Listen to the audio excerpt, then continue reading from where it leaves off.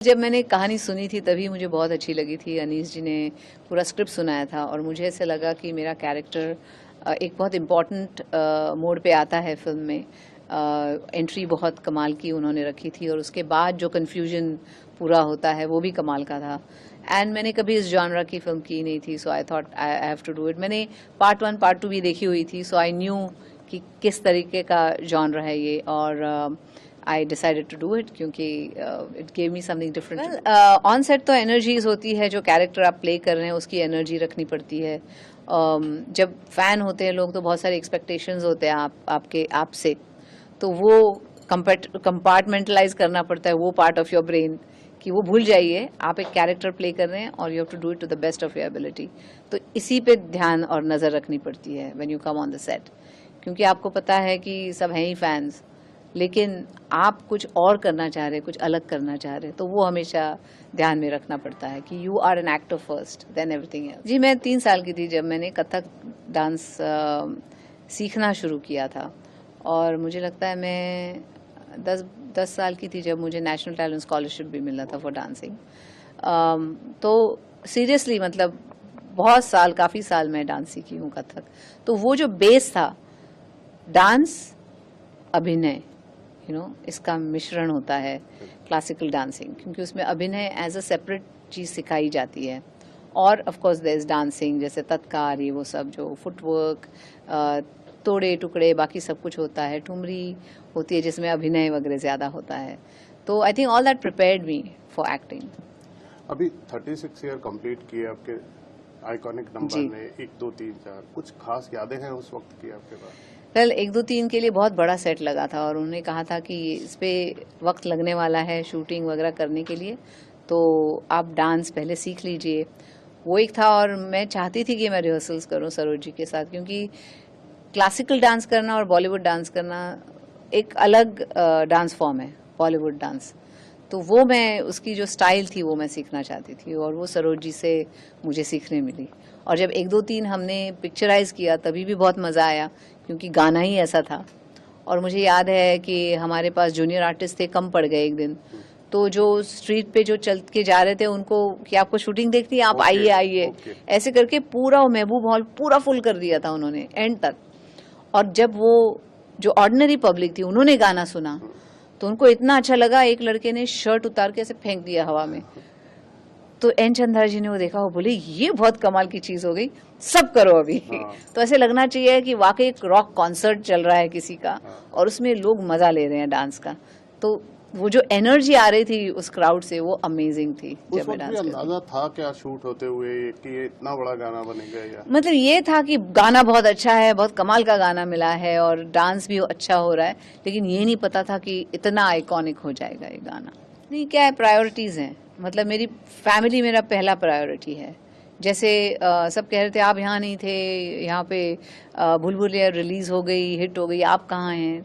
But it's my 25th anniversary, wedding anniversary this year, and I, हाँ जी, thank you. तो मैं Greece गई थी with my husband to celebrate my 25th। तो that was my priority at that point. मैंने कहा मैं वापस आऊँगी तो आई विल डू वो द इंटरव्यूज़ और जो भी आप चाहते हैं मुझे करने के लिए। तो फिर जब मैं वापस आई तो हमने PR एक्टिविटी मेरे साथ शुरू की तभी। हमें बताया था सुपर हिट होगी तभी मूवी देखते।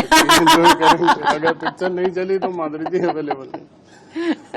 अपने फैंस को बताइए, आप फिटनेस के लिए क्या करते हैं? आप जैसा बनने के लिए क्या करना पड़ता है? अरे बाप रे, नहीं नहीं नहीं, फिटनेस मतलब एक तो मेरा ऐसा मानना है कि हर चीज़ मॉडरेट होनी चाहिए।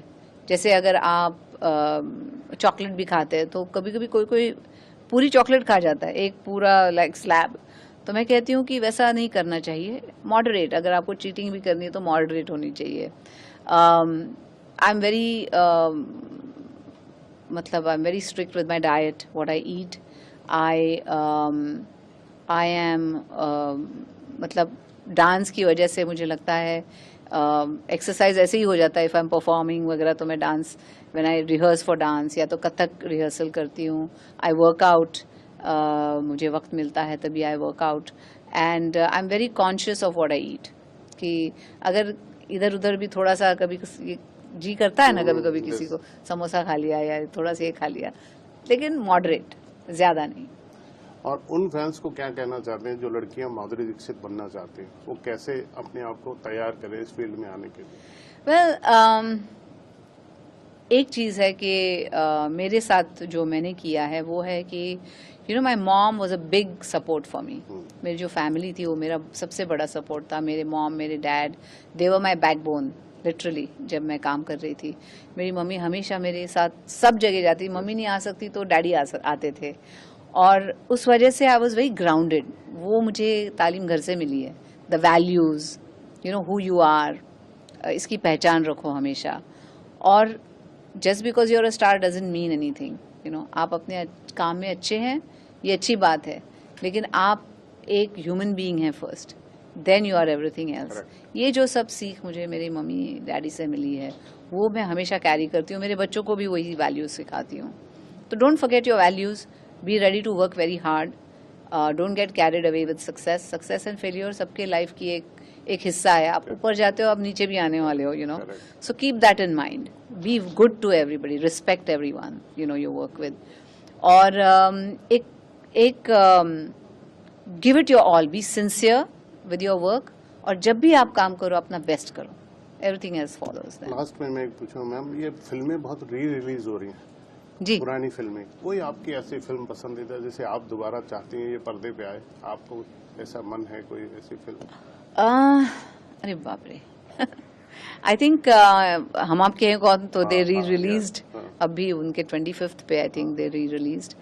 और कौन सी है? दिल तो पागल है, was a very beautiful film, that good.